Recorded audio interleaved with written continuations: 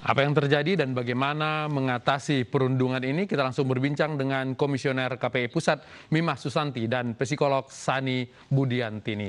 Selamat malam ibu-ibu, mbak-mbak. Selamat malam. Selamat malam. Oke, terima kasih sudah bergabung di Anus Prime. Saya langsung ke Mbak Mimah. Mbak Mimah, kejadian 2012 pernah dilaporkan ke polisi, pernah dilaporkan ke Komnas HAM, dan pernah dilaporkan ke atasannya di KPI. Secara resmi KPI tahu kasus ini kapan?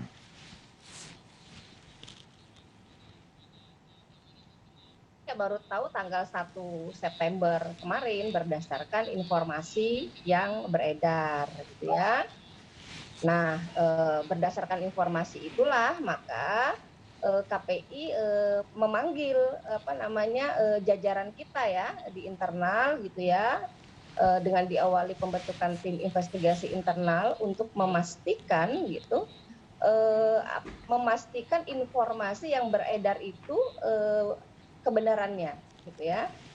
Jadi di para pihak yang dimaksud ini adalah jajaran sekretariatan kita sudah kita panggil, kita lakukan pendalaman gitu ya terkait dengan informasi tersebut.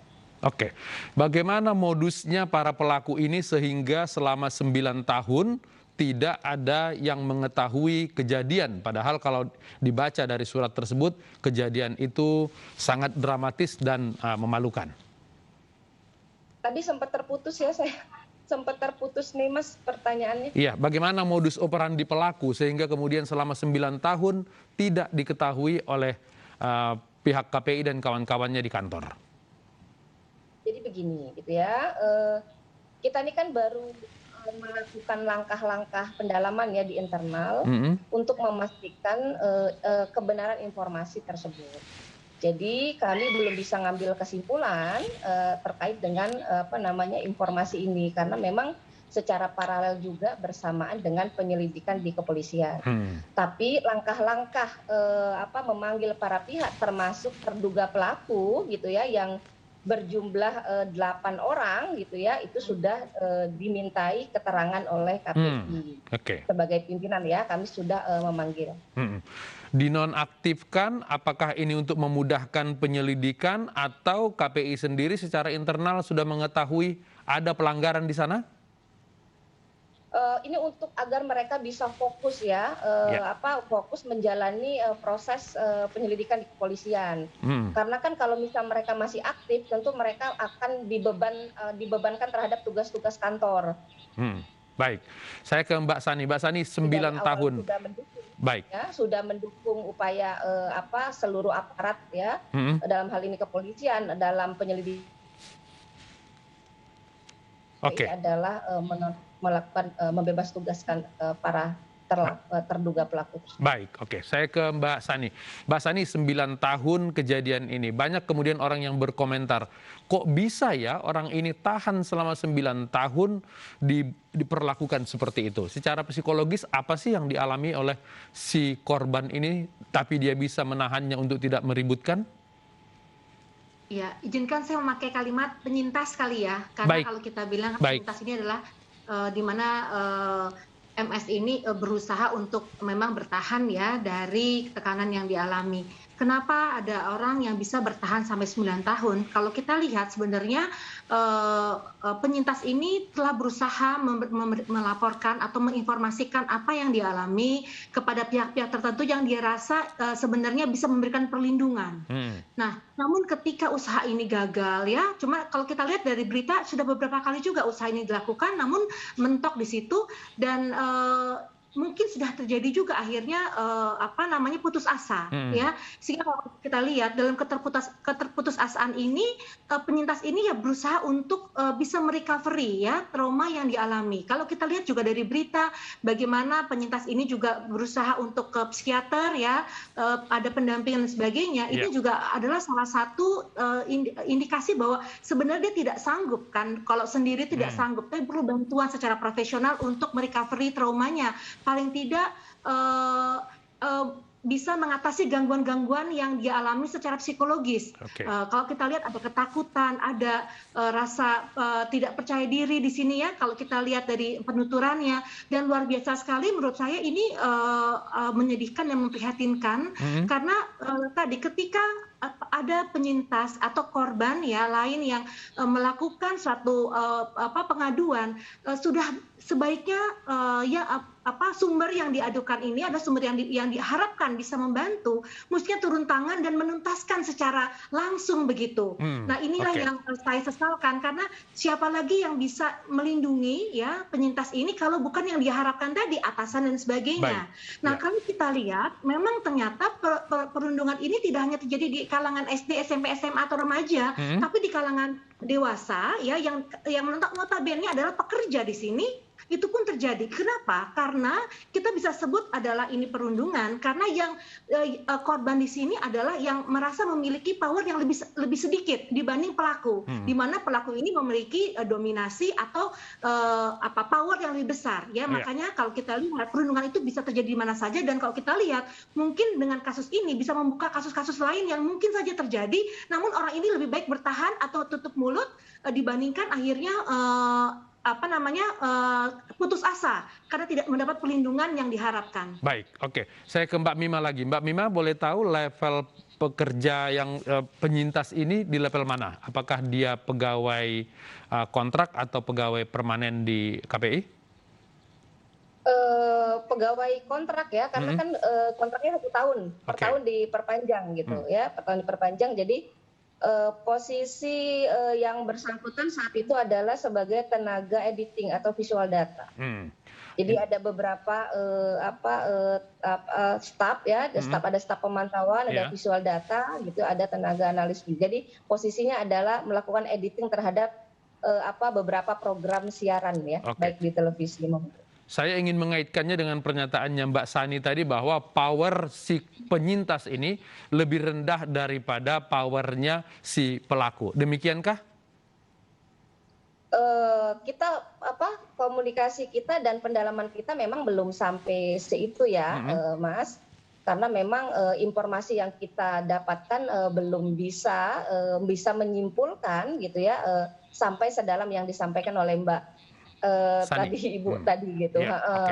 Jadi memang gini, karena kan kita juga butuh pendalaman selain dari pelaku, juga dari saksi-saksi, juga dari para pihak gitu. Nah jadi kan, tapi kita karena ini bersamaan dengan proses penyelidikan di kepolisian, tentu kita harus saling menghormati ya bahwa ini berjalannya paralel. Jadi kita juga akan menunggu, dan salah satu sudah ada yang dipanggil oleh pihak kepolisian untuk dimintai keterangan. Terkait dengan tadi yang disampaikan di surat terbuka itu bahwa pernah melapor ke atasannya dan kemudian atasannya justru kemudian hanya memindahkan ke divisi lain. Ketahuan siapa atasan yang dimaksud oleh si penyintas ini? Jadi dari pendalaman kita sementara ini memang yang bersangkutan sudah pernah menyampaikan bahwa beliau yang bersangkutan tidak nyaman ya, tidak nyaman berada di ruangan tersebut. Jadi akhirnya kebijakan yang diambil oleh di jajaran kita gitu ya, memindahkan ruangan. Jadi ruangannya aja yang dipindahkan gitu ya. Dan setelah itu dievaluasi kembali gitu, ternyata beliau sudah merasa lebih nyaman. Jadi sementara itu yang bisa saya sampaikan. Baik, oke. Saya ke Mbak Sani. Mbak Sani, kalau tadi kita berbicara dari sudut penyintas, saya ingin meminta Mbak Sani menyampaikan dari sudut pelaku. Kenapa para pelaku ini? Apakah hanya karena punya power yang lebih sehingga kemudian selama 9 tahun tega melakukan hal yang menurut kita tidak layak dilakukan oleh manusia?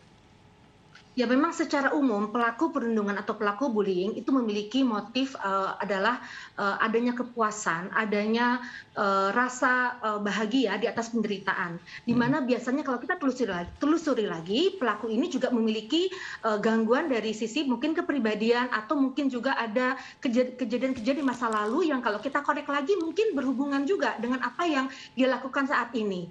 Ya, jadi kalau kita lihat secara psikologis pelaku ini memiliki kebutuhan untuk memiliki power yang tinggi, apalagi kemudian dia memang memiliki otoritas itu begitu. Kalau kita lihat tadi ada pegawai kontrak, pegawai permanen, tentunya pegawai kontrak lebih rendah dibanding pegawai permanen dan sebagainya. Nah disinilah yang menurut saya kalau kita telusuri lagi mungkin harus ada sesuatu yang memang harus kita bantu juga untuk para pelaku ini bisa membenahi dirinya secara psikologis. Karena tidak mungkin tidak ada sesuatu atau motif tertentu di belakangnya. Tapi kecenderungan bahwa seorang pelaku ini mengalami kepuasan dan kesenangan atas penderitaan orang lain, ini seringkali terjadi. Dan kalau kita lihat ini mungkin juga ada gangguan kepribadian atau mungkin juga ada, kita nggak tahu, kita belum ada assessment, tapi bisa juga ada psikopat kayak begitu ya, psychopathic disorder, di mana ada dia ada kepuasan dari penderitaan karena dia merasa mendominasi, memiliki power untuk menguasai seseorang.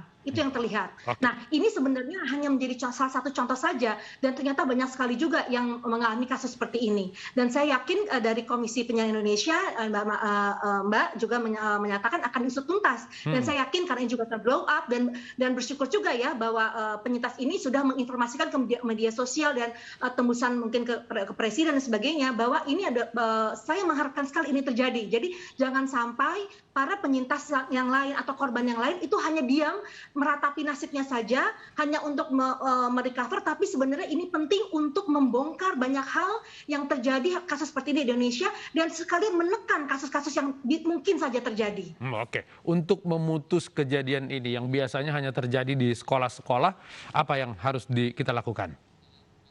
Sebenarnya adalah sosialisasi bagaimana semua orang bisa memiliki kemungkinan untuk menjadi korban dan pelaku sebenarnya. Nah biasanya kalau kita itu memberikan sosialisasi bagaimana seorang yang potensi menjadi korban itu juga harus bisa memiliki pertahanan diri. Bagaimana dia bisa say no, bagaimana dia juga bisa mengusahakan untuk speak up ya, untuk melaporkan kepada struktur yang tidak boleh putus asa, dan yang terutama adalah memberikan informasi kepada orang yang dipercaya. Misalnya siapa? Orang terdekat, keluarga, orang tua, teman yang bisa dipercaya, sehingga menjadi satu tim yang bersama-sama untuk mengajukan ini begitu, untuk bisa diusut tuntas. Dan sebaliknya, calon-calon pelaku juga harus diinformasikan bahwa mereka juga memiliki suatu gangguan yang mereka juga perlu harus atasi begitu. Jangan sampai menimbulkan korban-korban yang banyak yang menurut saya kalau kita lihat dampak dari bullying ini luar biasa, hingga sampai bunuh diri pun banyak sekali terjadi karena kasus bullying. Jadi tidak hanya kena aspek psikologis ya, trauma, atau kemudian ada efek yang lainnya, tidak bisa tidur, kemudian perilaku berubah, gangguan konsentrasi, tapi hingga bunuh diri. Nah ini yang menurut saya para pelaku, potensi menjadi pelaku ini harus tahu apa yang dia lakukan itu bisa segitu bahayanya menimbulkan korban di orang lain. Oke, ini sangat berbahaya, Mbak Mima. Selanjutnya apa yang akan dilakukan oleh KPI? Jadi KPI akan mendukung ya aparat kepolisian dalam memproses dugaan pelecehan seksual di lingkungan kerja KPI Pusat ya. Yang kedua, KPI akan tetap memberikan perlindungan ya dalam rangka pemulihan psikologis korban. Jadi kita akan tetap menjalin komunikasi dengan MSA ini ya, yang diduga korban ini, agar yang bersangkutan dalam posisi yang tetap dalam posisi yang nyaman, karena kan bagaimanapun tadi udah disampaikan oleh Ibu gitu ya bahwa kondisi psikologisnya pasti juga terganggu. Nah ini jadi kita akan tetap mencari upaya gitu ya agar yang bersangkutan tetap bisa terjaga lah ya psikologisnya. Dan juga kan perjalanan proses ini kan masih terus berjalan ya, karena kan pelaku yang diduga pelaku ini kan akan dipanggil selanjutnya oleh polisian. Jadi dalam hal dibutuhkan informasi atau misalnya dokumen dan apapun, kami akan mensupport dan mendukung. Ya, termasuk bekerja sama dengan Komnas HAM yang menganggap KPI melakukan pembiaran selama ini. Iya, termasuk dengan Komnas HAM kan, karena kan masing-masing lembaga punya kewenangan ya. Jadi kalau dalam hal misalnya komisioner KPI diminta atau dipanggil oleh Komnas HAM, tentu kami akan siap. Oke, baik, Mbak Sani, tanggung jawab dugaan kasus ini dapat berjalan dan sebagai bagian dari komitmen dan tanggung jawab ya tentu saja kami akan hadir ya kalau misalnya dimintai keterangan atau dipanggil oleh Komnas. Tanggung jawab yang diambil oleh institusi seperti KPI ini, apakah ini kemudian bisa menolong penyintas dan kemudian memberikan sebuah pembelajaran ke publik nantinya? Oh sangat, saya bilang ini sangat karena ini menjadi role model buat institusi lain atau lembaga lain yang juga mungkin mengalami hal seperti ini, dan terutama tadi muncul keberanian dari para penyintas atau korban-korban lainnya untuk bisa melaporkan seperti MS ini. Makanya saya apresiasi terhadap apa yang dilakukan MS, bahwa tidak boleh kita berdiam untuk sesuatu yang salah dan keliru. Mari kita bangun bangsa ini menjadi bangsa yang berani untuk berkata benar. Karena saya yakin bukan violence-nya yang hanya salah, tapi juga bagaimana orang benar yang berdiam. Ini yang membuat juga akhirnya buang waktu seperti itu. Oke, meskipun sangat terlambat dia baru bersuara, tetap harus kita apresiasi Mbak Sani ya. Iya. Oke, baik. Lebih baik terlambat dibanding tidak sama sekali. Baik, itu tadi perbincangan kita dengan Komisioner KPI Pusat Mima Susanti dan psikolog Sani Budianti. Mudah-mudahan bermanfaat. Terima kasih Ibu-ibu. Data vaksinasi Presiden Joko Widodo bocor ke publik. Apa penyebab data publik yang terkumpul di server pemerintah sering bobol? Tunggu di iNews Prime.